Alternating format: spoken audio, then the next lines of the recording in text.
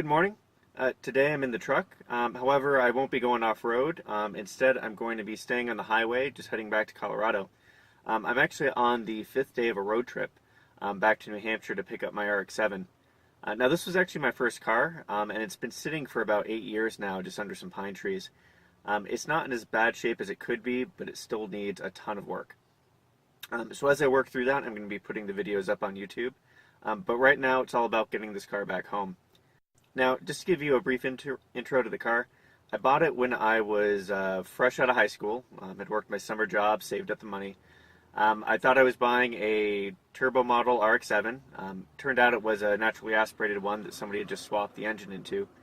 Turns out it also had a repaint, and there were all other sorts of little things wrong with it.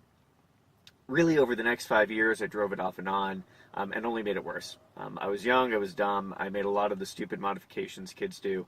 And really only made the car, worse all around. So now it's all about setting those right, fixing some of the initial problems, and any of the issues that come up from sitting in storage undriven for so long. All right. Well, I made it home. The RX-7 is now back in my garage, and here's a quick overview of the condition of the car. The first thing I did was just give it a quick rinse at the car wash.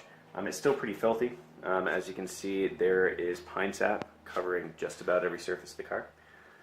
However, there's also some body damage, which I'll get to in a second.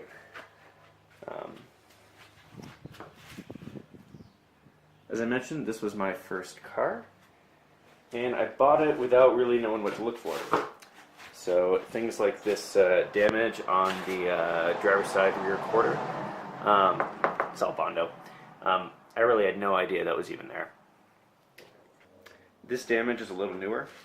It's actually from a car shelter falling on top of the car. You can still see some rust damage on top too. Not all of this is pine sap. Fortunately, most of it is contained to the sunroof, which will be pretty easy to replace. Unfortunately, there is some that's seeping up under the windshield. So I'll have to pop that seal and repair that. The worst of the damage is actually right under the rocker. It's kind of hard to see. But first of all, the pinch weld is flattened from jacking it up improperly. But there's also a lot of Bondo under here. So I'll have to see what I can do about just cutting out this rocker and replacing it.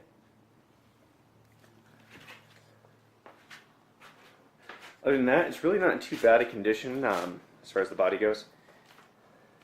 The paint is in rough shape, so it will need paint at some point. So this is where the real mess starts. Basically, when I was younger, I made a lot of bad choices. You can see the radiator is actually a larger unit. The real reason for this is it's narrower, so the hope was to fit a front mount intercooler and the piping around the edges of it. I'll need to redo the supports and try to get a stock size radiator back in. You can see the intake's been completely thrown away and replaced with this abomination. That's just a parts store filter that's now completely wrecked. Stock intercooler's there, everything's showing some corrosion, and the wiring, of course, is a disaster. So I'll need to go back through this and clean it up.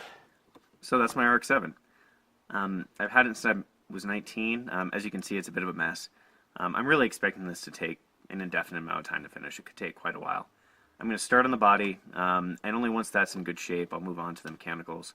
It might seem a little backwards, but I find that having something that looks good keeps me a lot more motivated to work on it. I'll keep you updated as I go, and hopefully there'll be a lot more updates on this channel.